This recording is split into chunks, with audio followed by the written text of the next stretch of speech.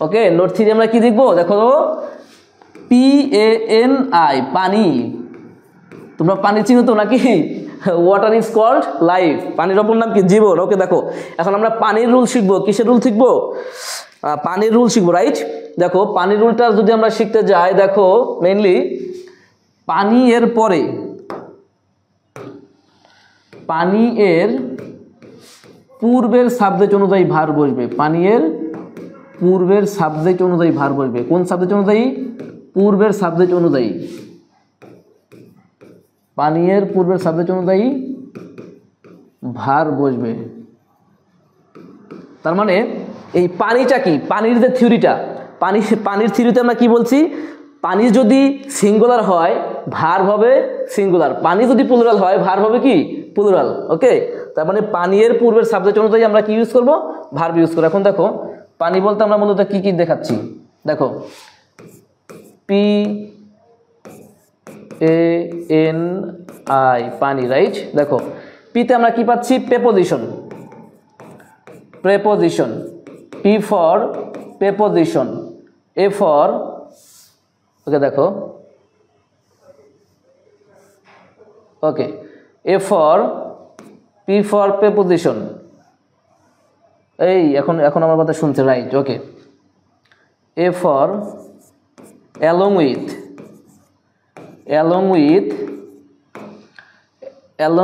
দেন হচ্ছে তোমার as well as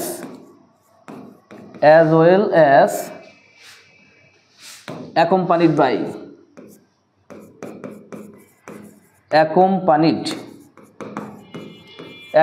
by, oblique with।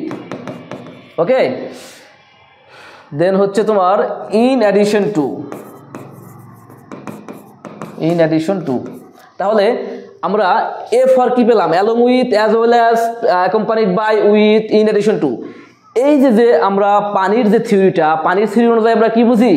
পানি যদি সিঙ্গুলার হয় ভার্ব হবে সিঙ্গুলার, পানি যদি প্লুরাল হয় ভার্ব হবে প্লুরাল। আচ্ছা, তোমরা কি বুঝতে পারতেছো গাইস? তোমরা কি, are you getting my point? If you don't get my point, just let me know. I will try my level best to make you understand in such way so that you can easily get it. Okay? আচ্ছা দেখো তাহলে N for আমরা কি বুঝবো? Not and not, but not and not, but not, or not। এটা হচ্ছে not for। I for, আচ্ছা in addition to এখানে দিলাম কেন? এটা তো এখানে না। আচ্ছা হোক, দেখো I for ইনক্লুডিং, এক্সক্লুডিং এখানে মনে রাখবা একটু, ইনক্লুডিং এর সাথে এক্সক্লুডিং মনে রাখবা, ইনক্লুডিং এক্সক্লুডিং, আর হচ্ছে ইন অ্যাডিশন টু। তাহলে এই যে পানি বলতে আমরা এখানে কি বুঝিয়েছি তোমরা অবশ্যই বুঝতে পেরেছো। এগুলোর পরে হ্যাঁ, এগুলোর পরে বলতে মনে, এই যে শব্দগুলো লিখেছি এগুলোর সবসময় পূর্বের সাবজেক্ট অনুযায়ী, আমরা ভার্ব গ্রহণ করব। যেমন দেখো প্রেপোজিশন ওয়ালা একটা সেন্টেন্স দেখো, ফর এক্সাম্পল। আচ্ছা দেখো তোমরা একটু দেখো এখানে, ফর এক্সাম্পল আমরা কি বলতে পারি? ওকে, এক্সাম্পল স্বরূপ আমরা যদি বলি হি accompanied by his brothers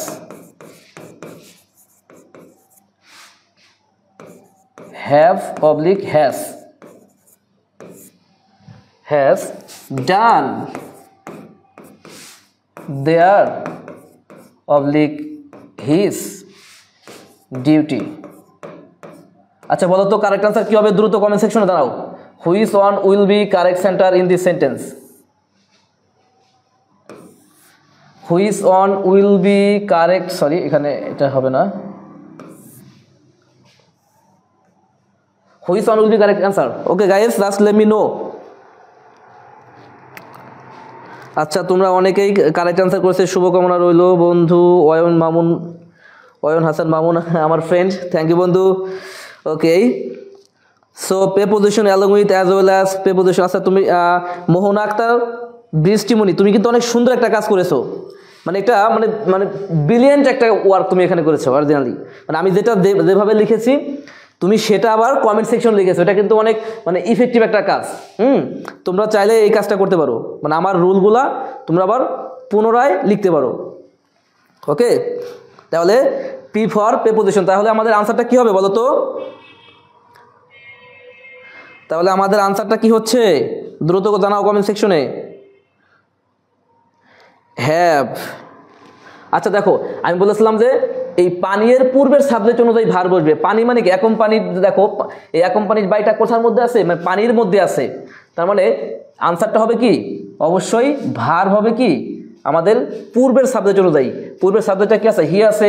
so যেহেতু হি হচ্ছে সিঙ্গুলার, সো ভার্বটা কি হবে?